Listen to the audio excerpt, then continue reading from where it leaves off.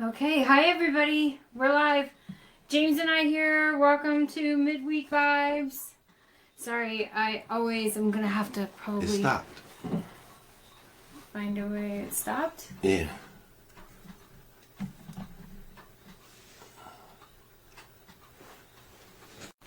Oh no, it didn't. It says end live video. Okay. Listen, we're new to this. You guys are just gonna have to be patient with us, and that's okay. Probably more people needed to come. Absolutely. Anyway, I posted earlier today. Hi, James. Hello. Hello. Haven't seen you here in a minute. Yeah. So we're going to talk about the stages of change and the trans-theoretical model today.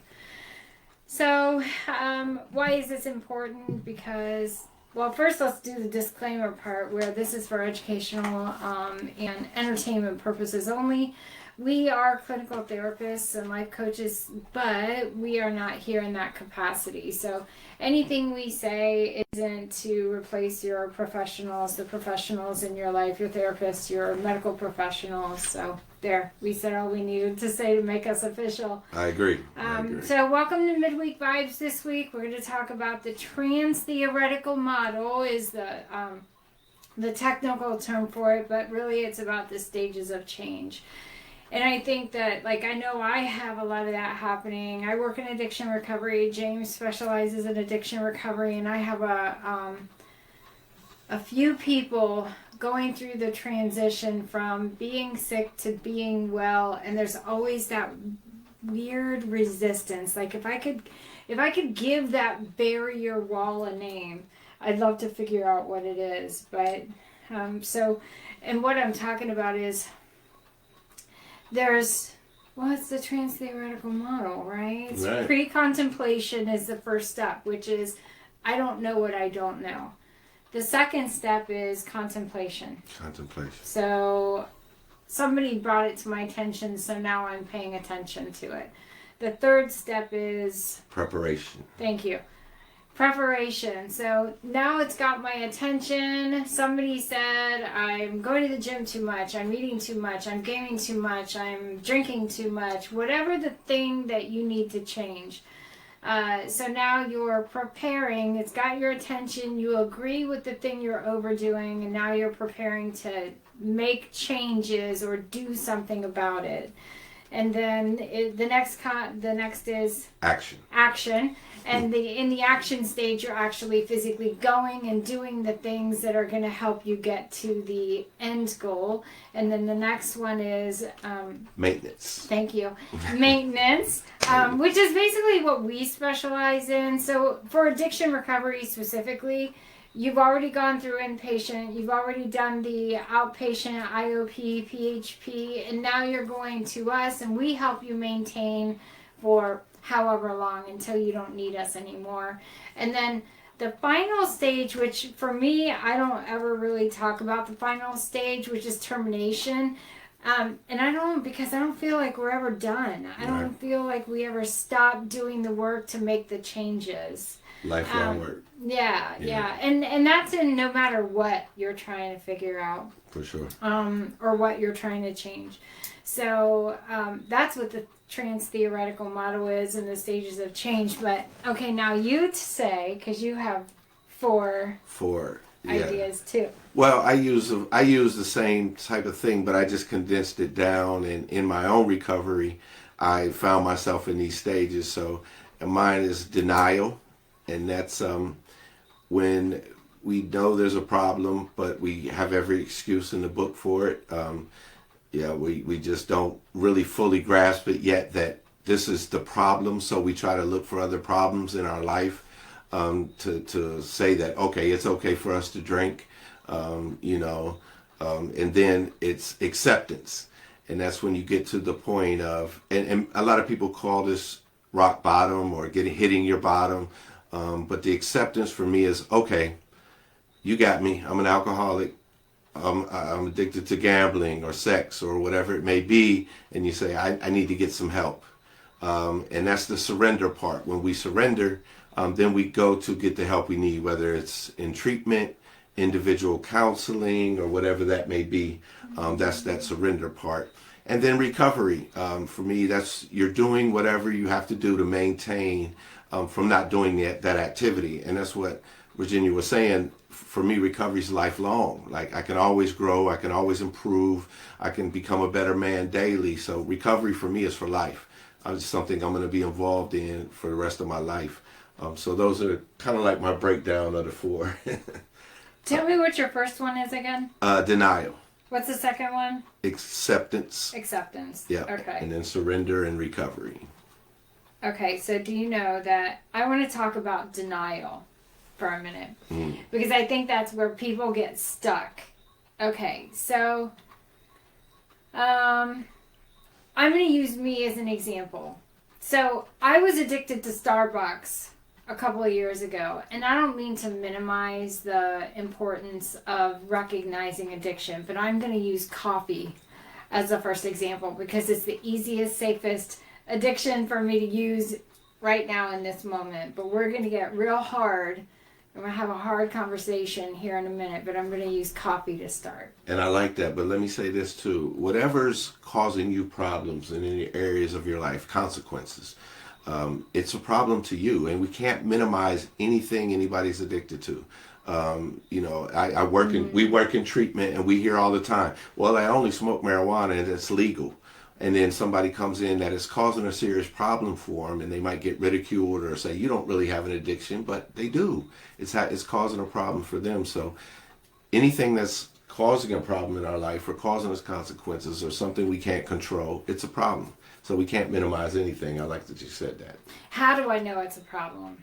I think that's the very first thing is, okay, someone brought this to my attention, or maybe even me. I know with my coffee addiction, I knew I was going to Starbucks twice a day, every day that I was working. So 5 times a day times $14 a day, that became a financial, like, oh my gosh, could I afford the Starbucks? And part of it, the people that I was working for at the time, because I was in sales, they were like, well, you got to go earn your Starbucks. So guess what I did? I went to Starbucks, I worked my butt off, and I earned my Starbucks, and then there was happy hour Starbucks, and I was rolling back through the drive-thru. So anyway, it came to my attention because I saw how much I was spending in Starbucks, and I was pretty alarmed by it, and I was like, okay, I am aware there's a problem here. What am I going to do about it? So then I'm going through the stages, not intentionally, just because I knew I needed to do that. So then I purchased myself this big fancy coffee machine. It's got the latte and the whole thing. And I had set up my coffee bar. I had the creamers and the caramel and the vanilla, and I set everything up. And wouldn't you know, the next morning I'm so excited to get up, make my latte from home. I've got my cup in my hand, and before I knew it, I was at Starbucks ordering a coffee with my cup in my hand that I just left from my house. And I'm like, you got to be kidding me. Yeah. I am in the freaking drive-thru, and it didn't occur to me that I was in Starbucks until she said, can I take your order? So my brain went into autopilot. Like, I know the route, I know my routine in the morning, I'm in the drive-thru, and I'm like, and you can't drive out of the drive-thru. Once you're in Starbucks drive-thru, you're in it. So that's an example, like, of when you have addiction, the addicted brain is going to take over, and it's going to take you wherever it's going to take you, because habit, obsession, give it a word, pick a struggle, addiction is addiction. Yeah. And what is causing, like yesterday I had a conversation with someone, I just drink. I don't know why. And I must have said to this guy 30 times, because your brain has changed. There's a dopamine serotonin relationship that has broken down. Your brain got broke. So alcohol and drugs don't break the brain. What breaks the brain is the dopamine serotonin, because there's addiction to sex, addiction to porn, addiction to games, addiction to people, addiction to going to the gym, addiction to drugs, addiction to alcohol. Gambling. Phone. Mm-hmm. The big one right now. Social media. News. Oh my gosh, there are so many sick people in the world right now obsessed with watching the news and it sucks you in. It pulls you right in. It does. It's hard to get away from it. And that's another reason we're talking about this today, is because let's talk about this news and the social media. I'm not going to go deep into politics. That's not what we're going to do. But if you're watching the news 24/7, that's a thing that you need to pay attention to and break that bad habit. Some of the sickest people, I used to work in geriatrics, and some of the sickest people I ever worked with in my life, the first election that Trump was in office, they sat and watched Fox News 24/7, just streamed Fox News, and I was like, so addiction. And I would go to their house. I'm sad, Virginia. I'm anxious all the time. I don't even flower anymore or garden anymore. And I'm like, how long has that TV been on? Yeah. And I was like, okay, right there is problem number one. We need to get you out from in front of the TV and start getting you back into your life. So, yeah. Well, it's whatever activity we're doing. Mm-hmm. It becomes our new norm. Mm-hmm. Our culture, when we do it for so long, it just becomes a part of us. Like, so when I'm drinking every day, it just becomes who I am. And I started late in my addiction identifying as an alcoholic. And like, that's who I am. And this is what I need to function. And so, and that's with anything we're doing. We feel that becomes a part of us and it becomes toxic. So we have to break that, that behaviors so that we're not toxic anymore. To ourselves, to our family, to our jobs, to our dogs, to our everything. Everything. To our cars. It becomes the most important thing in our life. Mm-hmm. And we put priority over everything in our life. Mm-hmm. And we don't even realize we're doing it.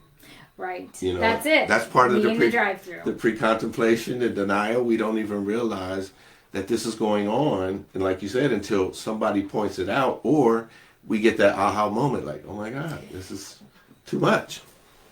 And even once we start making the changes, the denial, let's sit on that for just a second, because I got sucked into the news like a week ago. Mm-hmm. When you and I were like, we can't talk about politics, man. We did. We got to have that agreement. We had a few little conversations about it. And we agreed that we can't do that. And I had someone else, my shaman, reached out to me and said, Virginia, do you need a Zoom? Because I'm going in the rabbit hole. Yes. By design, the news is creating a space of chaos and unrest and fear and control. And it's the news. And the more we watch it, the more we have those feelings, and the angrier we get and the more afraid we get. I would say 100% of my people have come to me and said, what am I doing? What are we doing? How do I make this stop? Yeah. So it's a scary time.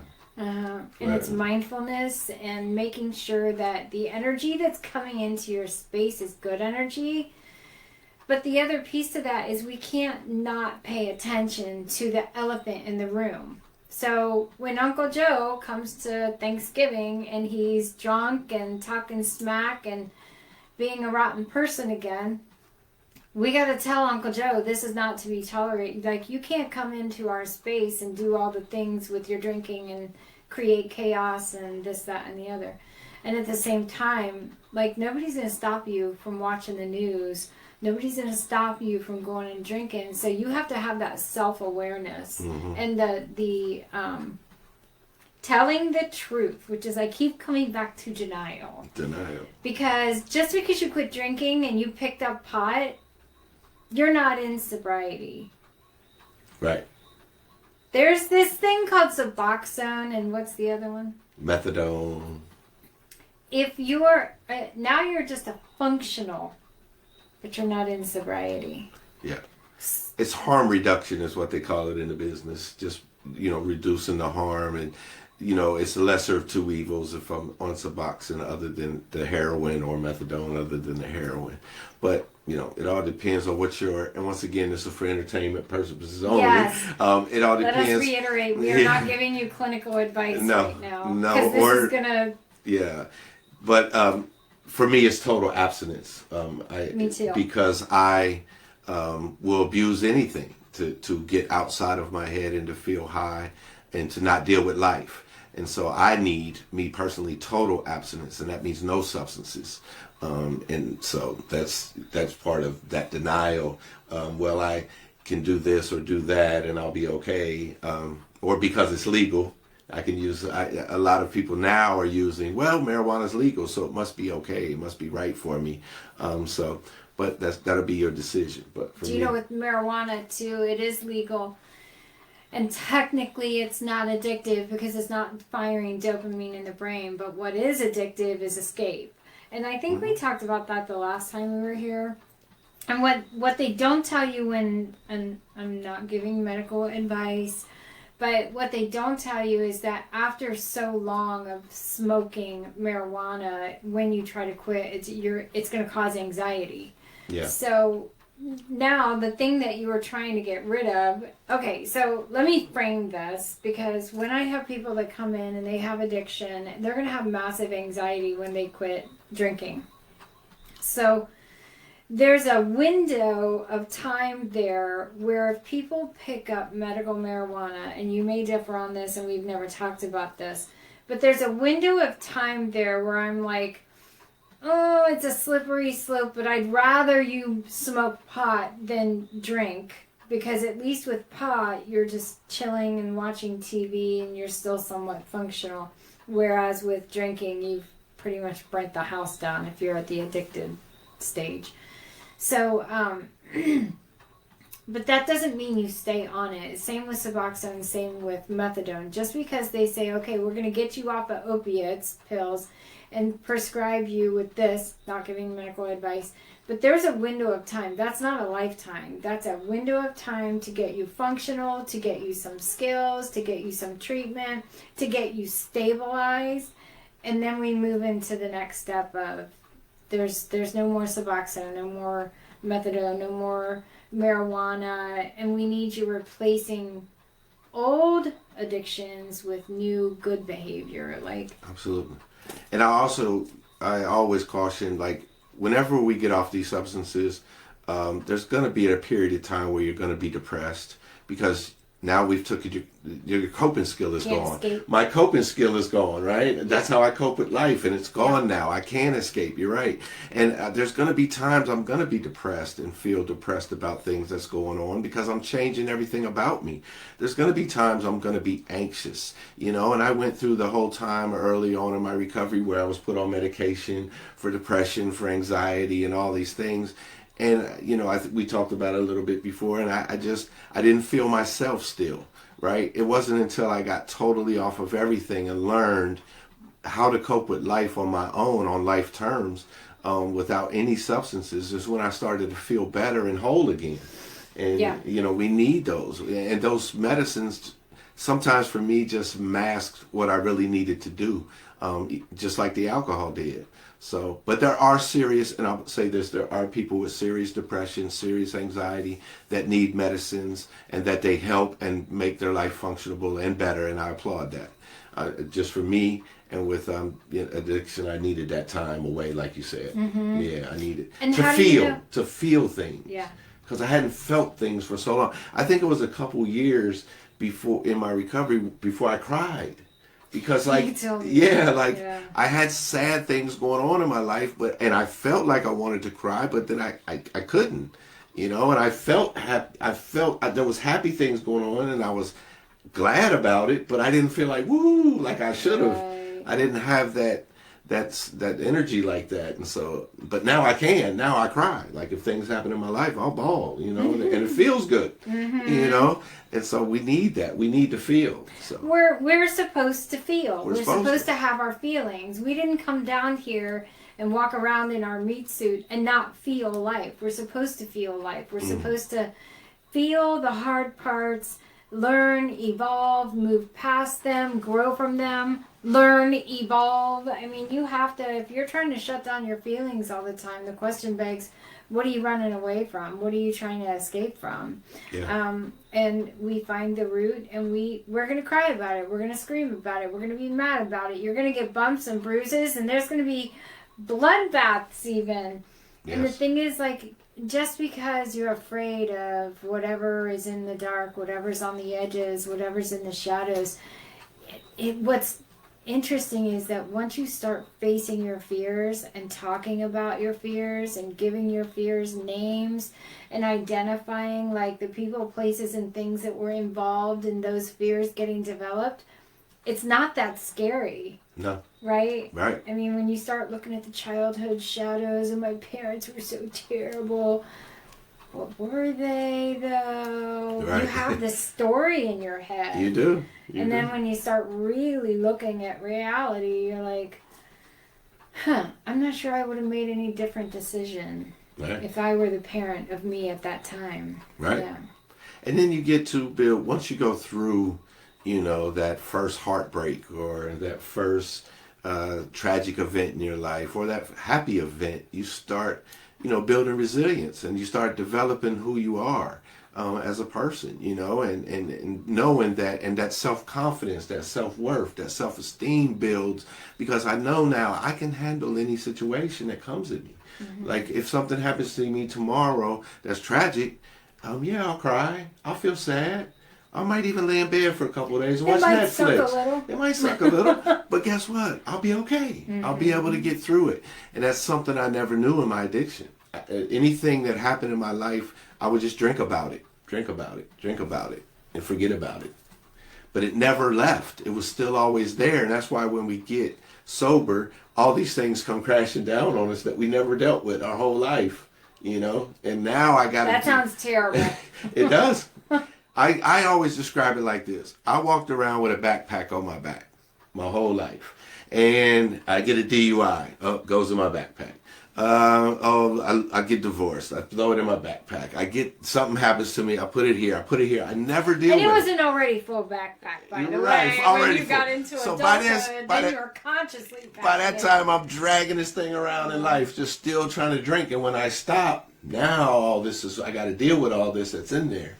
Mm-hmm. And it's tough. And it's scary, and that's why people relapse. Yeah. Yeah. Yeah. Yeah.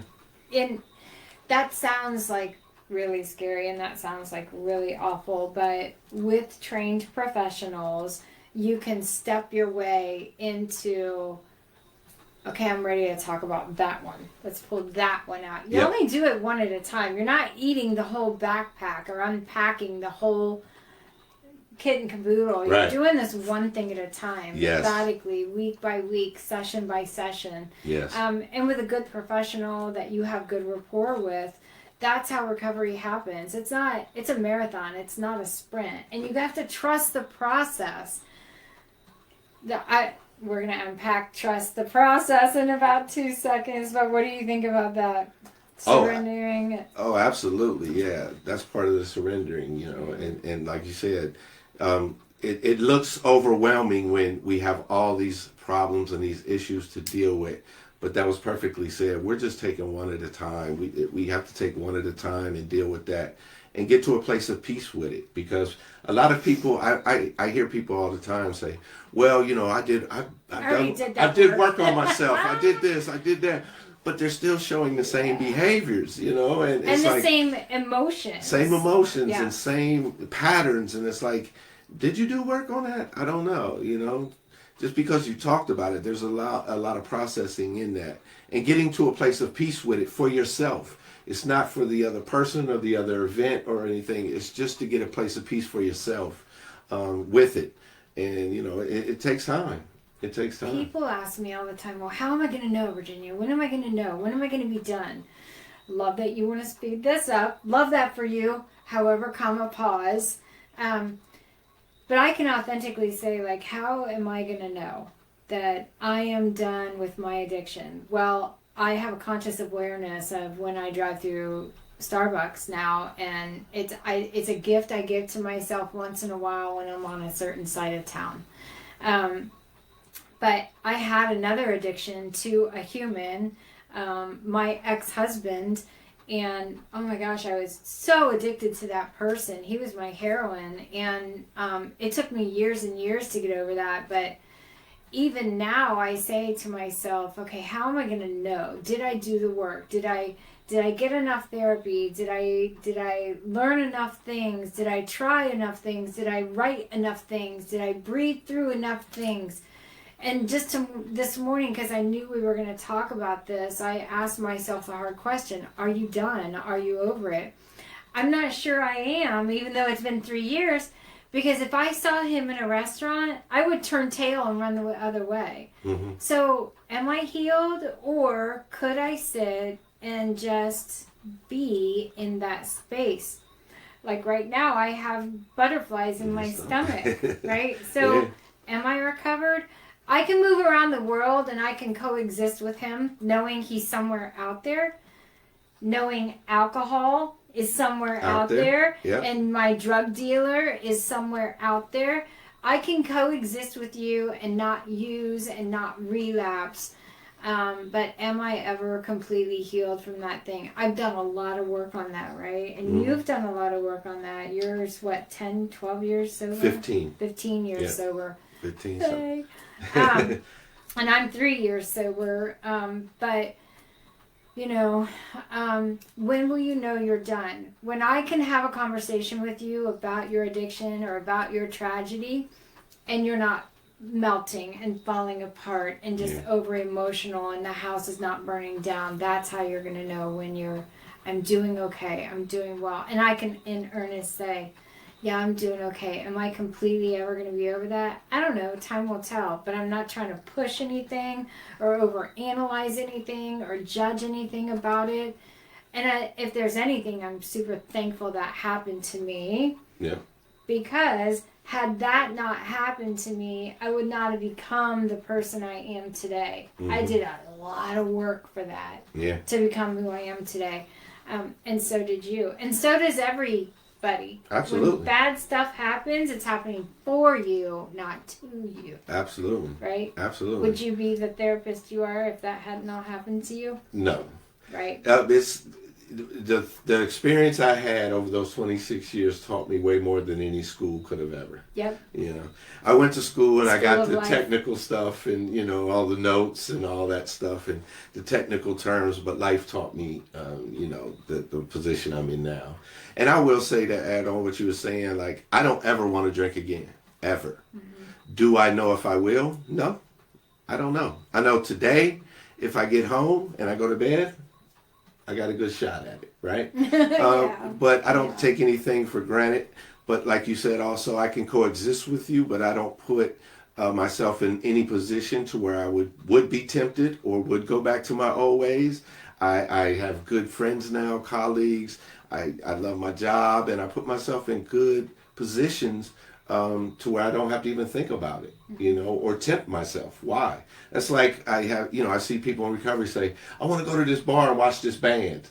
But do you really need to, you know, like, you know? And so I wouldn't put myself, and I'm 15 years sober, and I wouldn't go to a bar to watch a band. That's just me.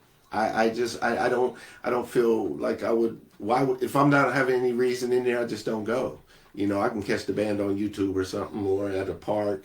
You know, you hang around at a bar long enough, you pick up a drink. You're gonna have a beer. Yeah, you're gonna pick up a drink. Yeah. But yeah, I've done a lot of work on myself as well, and I know myself. I know, you know, what I like now and what I don't like, and I don't ever want to drink again for sure. I have some questions for you, because those of us that are. For the people that are watching, that are trying to figure out how to do this thing, how to get to treatment, how to get into recovery, like, what steps can we see? Like, where do I start? I know I have a problem. I know I need to change, but there's a wall between me and that sobriety, right? Mm-hmm. And that going to treatment for the first time, admitting that you have a problem, the entire problem. Yes, you're an alcoholic, but what about the pills? We're going to talk about the pills too, right? And and it's back to that same thing, but like denial. So going back to how do I get to treatment, you have to tell the entire story, not just bits and pieces of the story. And you have to take ownership of the story. And you have to really be ready to get to treatment and stay in sobriety. And the odds of a relapse are high. Like high. Mm-hmm. People relapse on average of 12 times. So just because someone comes to us or they go to treatment or they're detoxed or anything else does not mean that they're going to stay sober. And so we as family members, and that's what I kind of want to go into, is how does the family handle this? As family members, we have to love our people through it. Another James nugget that you left me with. You've left me with so many. Yeah. But hate the addiction, not the addict. Right. Yeah. Yeah. Yeah. We also have to hold no hands, carry the message, not the addict.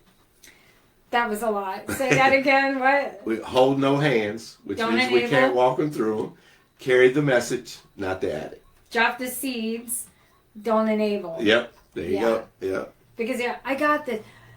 And I'm sorry, not sorry, but there's a lot of lying and betrayal when people are coming through the stages of addiction. And I learned the hard way maybe multiple times that even the people that have the disease of addiction don't realize how in denial they are. Like there are bottles hidden all over the house and they don't even remember doing that.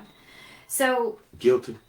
yeah, and us as professionals, like we know the story, we know the stages, we know the steps, we know relapse, like it's a science, it's a true science. Mm-hmm. So when we bring this to your attention, the family's attention, we're not bringing things up to hurt you, to harm you, to share your secrets with your family. Like we've been in this, we've treated between the two of us thousands of people.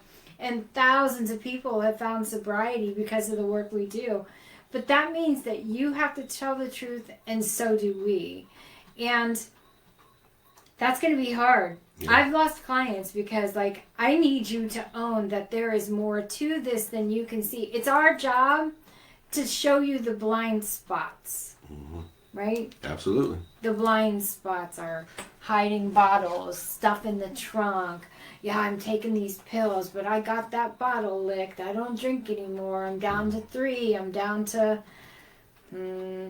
Oh, and let's talk about I had a 90-year-old-ish in treatment, and we got him off of a case of beer a day. But then his wife came screaming into the facility like, Virginia! And I'm like, what? He's sober. Why are you mad at me? Well, he flipped to a case of Mountain Dew a day. Because he was addicted to the drinking the beer. So yes. the physical addiction, it's not just the chemical addiction, but the physical addiction is also important to address. Absolutely. Right? Yeah.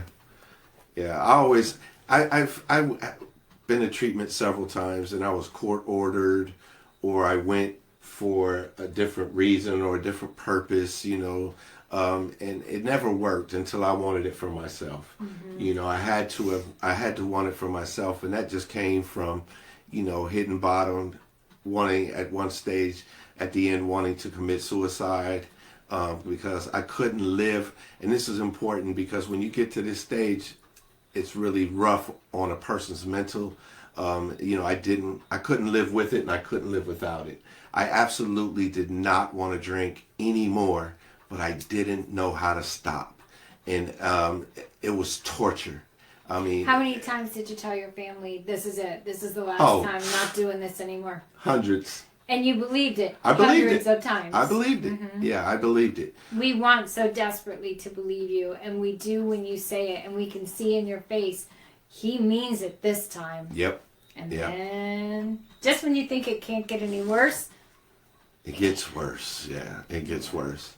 So the last time I went in, I wasn't court ordered or anything. I was just beat. I was done. I didn't know how to do it, and I wanted to die. And I went in. So, and it saved my life. 30-day treatment. They say it takes 30 days to break a habit.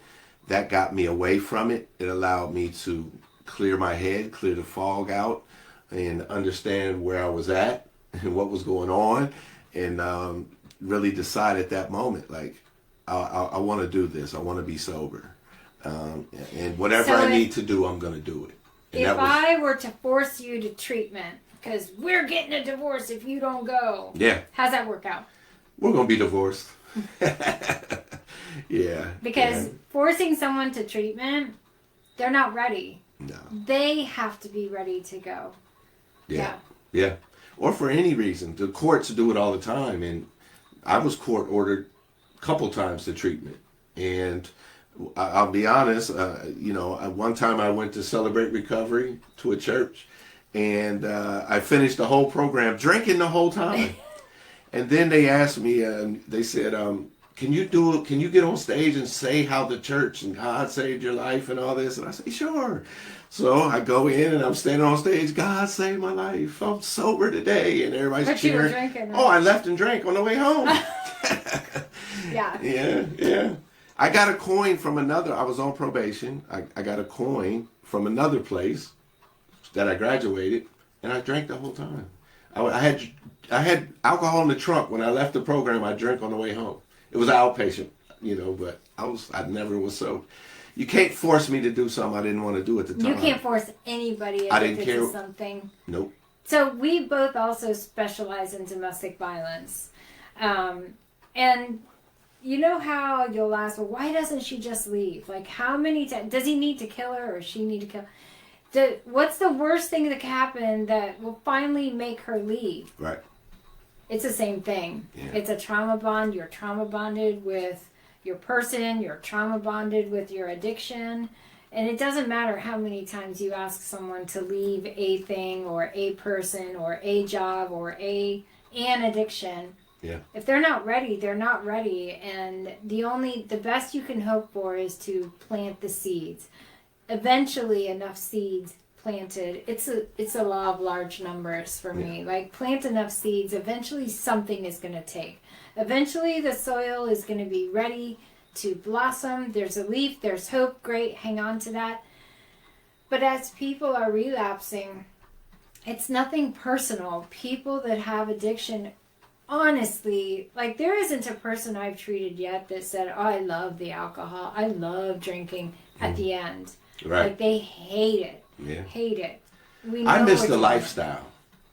Like, everything that came with it. Like, I caused all the chaos. I would rip and run. I would here and there. And I just, when I put the bottle down. You were addicted to that too. I was. Because when I put the bottle down and I was like, okay. And I went through treatment and I came to live with my mom in Columbus. And I remember sitting on the back patio with a cup of coffee and the birds were chirping and it's just peaceful. And I was like, what am I doing? Like, I don't know what to do here. Like, I didn't know what to do with the peace and the serenity because I was so used to all the chaos I caused. Mm-hmm. And I really missed it. I mourned it. Yeah. Yeah, I really did. Yeah. So, yeah. So what do you tell people about what to do with that energy? Like, oh my gosh, I'm crawling out of my skin. I've got to go drink. How do you get through that? Well, I had to find new healthy ways of spending my time, right? And so, I had to develop that. I find for myself, like, the things I used to do in addiction, I don't like doing no more. I remember one time I tried to go out and shoot some pool one time, right? Because I love shooting pool in addiction. I would gamble. I'd go to bars. I would be in there all night drinking and gambling and all that, the glasses. It just was all of that. And then I go to try that at like a gaming place, right? Just shoot some pool. And I didn't like it. I tried to play a couple games and I was like, why did I find this fun? Mm-hmm. It was the other things, not that. So, so just developing new things, new ways to have fun, and getting some healthy coping skills.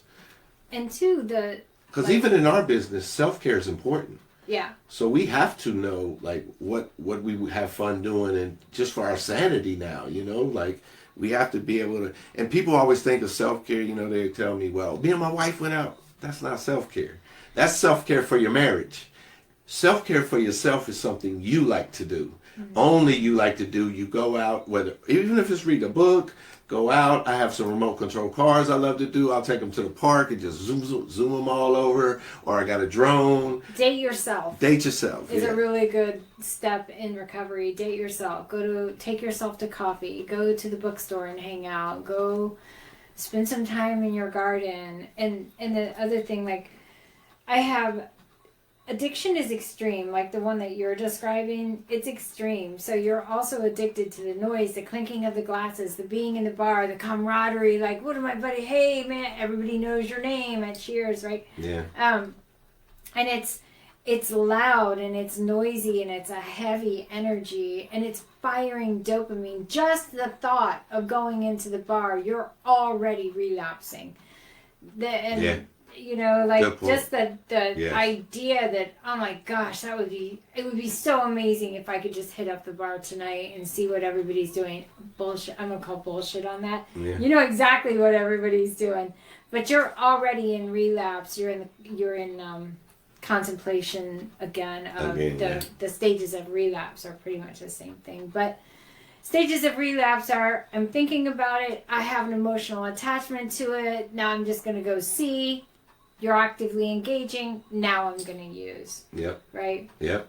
So this whole. Because I've been sitting in roosters eating, you know, a meal, and I hear the glasses clink, clink, clink, clink. It's like, whoa, it's triggered. You know, your heart's like, yeah, it's like. I hear you, I'm coming, my love. Yeah, because they have a bar over there, but I go in to eat. They got TVs, I watch sports, you know. So, but I've sat there a couple of times and, you know. White knuckle in your, I'm just going to eat this. Well, just hearing it, like I know what's going on, but I'd never, only a couple times I've really, like, it caught me, you know, like, wait a minute, that sounds familiar, you know. So it's all part of it, yeah, it's pretty wild.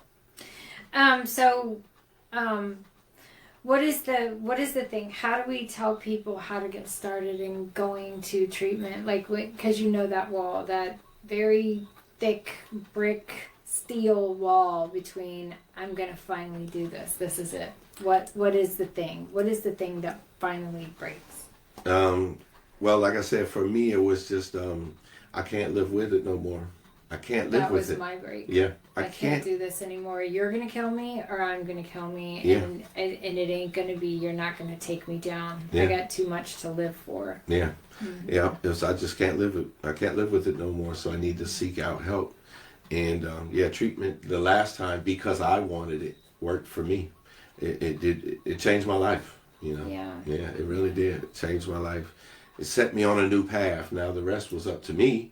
You know, but when I was in there, I was safe. I was learning about myself, about my addiction, and learning the consequences that I wasn't seeing because I was in denial. Like, who cares about that DUI? I'll still drive anyway, you know? Yeah. But you start learning, this is really affecting my life. And it really has affected my life. So I encourage, if you're struggling with something or dealing with something and it's causing consequences, get to treatment for sure. Seek out some help. And don't compare your rock bottom with somebody else's rock bottom either. And I see that a lot in the rooms. People talk about, well, I have alcoholism, but I don't have that alcoholism. Man, that guy really burned his life down. So I'm good. I don't have it that. I don't drink every day. I don't use every day. I don't go do that terrible thing every day. My wife hasn't left me yet. So there's like a million... all those excuses. That's your addicted brain saying, it's okay. It's okay. Yeah. Go do it again. Yeah. You're good. You're not that bad. You're still able to fuck this up. Yeah. I'm going to say it. You're still able to fuck this up. She hasn't left. They haven't gone. Haven't lost my job. Still have my car. Still have my house. Right now you do. But FAFO. Yeah. Yeah. Yeah. Yeah. And on the families... like, when someone is willing to go to treatment and if they relapse, I would say try to catch this in the beginning. If you start to see someone you love engaging in addictive behavior, never give up on them. They need you. They need you to love them through it. They need their community. Never give up. But also at the same time, don't let them cross boundaries and lose yourself in somebody's addiction. Like if you're living with an active addiction, someone that has active addiction, you're becoming sick with them. Mm-hmm. You're codependent. You're enabling. You're allowing. If you have a giant basement full of nothing but beer cans, you're a part of the problem because you're not addressing it. You're not saying anything about it. On the other hand, when someone is finally ready to do this thing and they relapse, it's like you have to decide. You have to make some hard decisions yourself. Like, do I wait this out? Do I make some decisions and save myself? Like, families, just know that the person with addiction is not the only one that needs to go to treatment. Like, you guys need help too. Yeah. And so don't minimize how you feel about this. You got sick too. Yes. I think it's so important for us to talk about. It is important. Yeah. And even people that are, I'm going to say this out loud. I'm going to talk about the quiet parts, James. People are using Western medicine and doctors are prescribing pills and people are afraid to go off their medications because, well, if I'm not on this antidepressant that I've been on for 15 years, won't I fall apart? Mm-hmm. The answer is no. Mm-hmm. So I just got a guy, when he came to me, he was on 38 medications. Mm-hmm. He's now on a baby aspirin. And he was just in this culture of, for 20 years, he was taking medications. He didn't even know why he was taking them. Mm-hmm. Especially in geriatrics, pay attention to your parents and how many medications they're on. In geriatrics, I saw so much pill addiction. I saw seeking, like people will call 911, I need to go to the hospital. Mm. Do you, Martha? Because I see you, sister. Yeah. I had a guy like that in treatment too. He came in when I worked in an inpatient facility many years ago. And he came in and he was on a lot of medications and he was in a wheelchair. And so he started winging off the medications. We got him some of them compression socks. Mm-hmm. And he started getting off the medications and the doctor was working with him and cut him down all the way down. You know, by the end of the 30 days, he was out of that wheelchair, walking around, coming to group. I've had that. Yeah. I had a woman refuse to come to my office because I can't walk. I'm using a walker. I'm overweight. I did the thing. I did the kind thing. I went to her apartment, prayed 3-4 times, and I was like, "You're coming to me now." And by the time we got done, she was walking from my office clear across town and this was a small town, Mayberry, USA. She was walking home. Had to have been easily 2 miles. So when you feel like you can't, dig a little deeper because you're in there somewhere, and yes, you can. You didn't come here to be sick for a lifetime. Yeah. That's not what you're here to do. You're here to be there. You have a gift. You're special somehow. You have a lot to offer the world. If you're here, just by virtue of being here, you have something to give. You have something to offer. You have some gift to give to the world. So, and I want to say I feel like, I think we're on an hour. Sorry. We are on an hour, but I want to say one more thing about this. For people that have been in addiction and you feel like you've ruined your life, no, you haven't. Because, and James, if I can use your story, I didn't ask your permission, but James is a prime example of that. Like, there is a way for, if you have a felony in the state of Ohio, and I think in most of the states, there's a way for you to have that expunged if you go into the recovery field.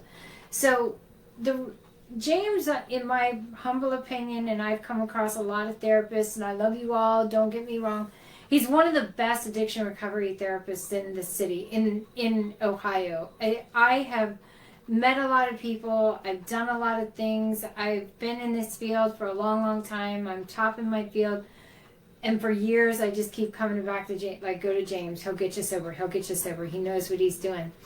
And it's not just the professional part, but it's the lived experience part. So I want folks that are watching this that don't know to know that there is a pathway for you to become us that doesn't include going to college. Although we encourage that, but if you are getting into this field, you can start with peer recovery support, then you can go to CDCA, chemical dependency counselor, Then you can do licensed counselor, chemical dependency counselor.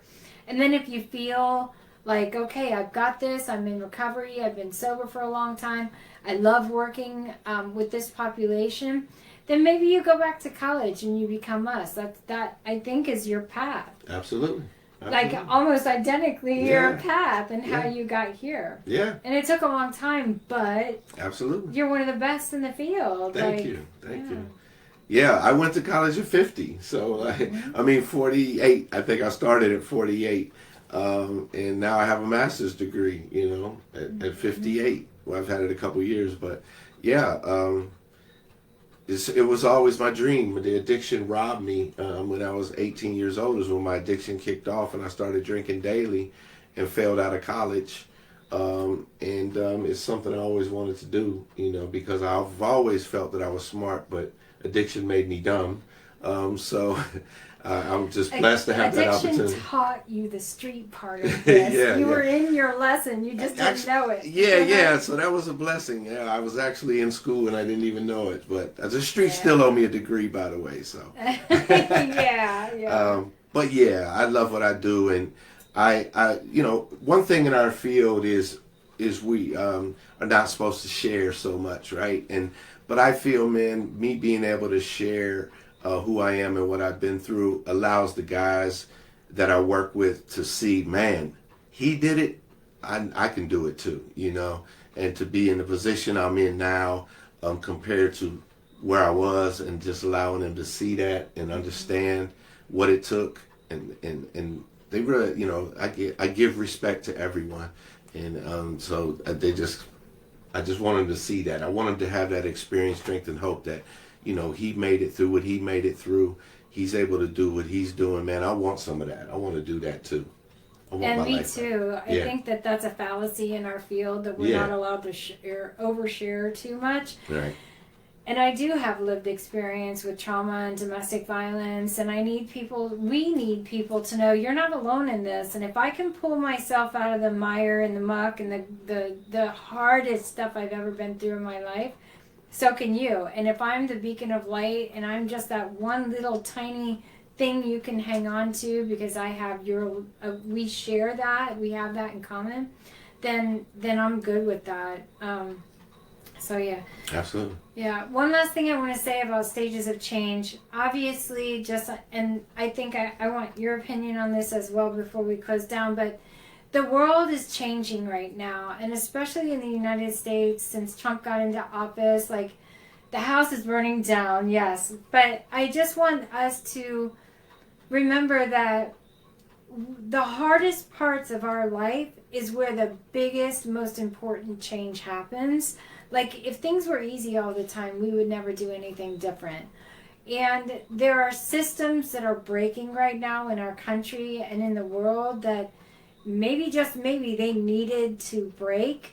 And so as we're going through this process of our country changing, our world changing, I just want us to, I tell my patients right now, just strive to where there's up, there's down. Where there's an equal opposite to everything. Where there's black, there's white. Up, down, soft, hard. There's an equal opposite to everything. So as this information is coming in, streaming in through social media, your televisions or whatever, try to find the light in whatever dark the media is trying to take you to. I'm going to use, no offense, foster care system as an example. No, I'll use the trucks, the food trucks. We had some food trucks diverted last week that had, I think, $500,000 in food for food banks up here. And when I saw that last week, I was like, oh my gosh, what are all these people going to do about food? We already can't afford groceries. But then I remembered that there's a law here in Ohio where restaurants can't give away the leftovers at the end of the night. The groceries, the food banks, the food kitchens, they're throwing away thousands of pounds every week of food that people can access. So it's not that the world doesn't have an abundance of food, it's that the world can't access the food. So because those trucks got diverted, now we have to get creative and find food. It's here. We just have to do something different. So that's an example of when you see the dark, try to find the light because it's there. Yeah. I just want to add, with everything going on in social media, just make sure you're watching credible sources, and getting your news or your information from credible sources, because nowadays anybody with a phone and a camera can get on there and spew any kind of things they want. And, you just got to watch what you're watching and, get it from a credible source. And bots. And also do your own research. Yes. Don't just follow somebody else's idea of what this is. Do your own research and find out, what's going on in the area that you're concerned about. Because the information is out there. Just don't follow anybody on the internet with a camera and a voice, because they could be spewing hate, they could be spewing lies, and so we got to be careful with that. And it affects our mental health. It can really affect our mental health. And with things going on, just be careful in what you're watching and where you're getting your information from. And it's doing mindful and taking care of yourself, taking hot baths, journaling, spending time with loved ones, choosing to turn it off for a little while if you need to, and finding the light. Like, if you can't go march, write your Congress. If you feel like you want to march and that's going to make you feel great, then do that thing too. And don't be afraid to use your voice and use your rights to vote and make change. Those food trucks, we all should be lining up at the State House and telling Congress, okay, well, open it up so that we can move food that is already existing in our state. Like, restaurants should not be throwing away that food. They should be donating it to the food shelters and the food kitchens. It's ludicrous to me that that's a law that they can't share that food. Yeah. Like, are you kidding me? So, especially with shortages at our food banks right now. Right. Yeah. So there are things that you all can do, that we all can do, that are positive and that are evolving. Are you evolving our country and the world? Are you contributing to light, or are you contributing to the dark? And ask yourself that all the time. And am I taking care of myself? Take care of yourself. Yeah. Self-care. Take care of your mental health, emotionally, mentally. It's important. Yeah. Final disclosure, this was all for entertainment and education purposes. This is not meant for us to give you clinical advice or medical advice. Talk to your professionals. James and I are available. We are taking clients right now. We're downtown Columbus, Broad Street. Check us out on the web, BeHealthyForLife.com. We have groups and webinars and events and all kinds of fun things happening. Thanks for being here. Like us, love us. Share us. Subscribe. Yeah. All the cool we'll be here every Wednesday at 5. Yeah. So Wednesday or midweek vibes will 5. be Wednesday at 5. And now thank you guys for watching. I see Lindsay, Laura, hey Greg, EJ, Mom's on there, I think. Thank you guys for watching. Hopefully I'll see you guys next week. Have a great week.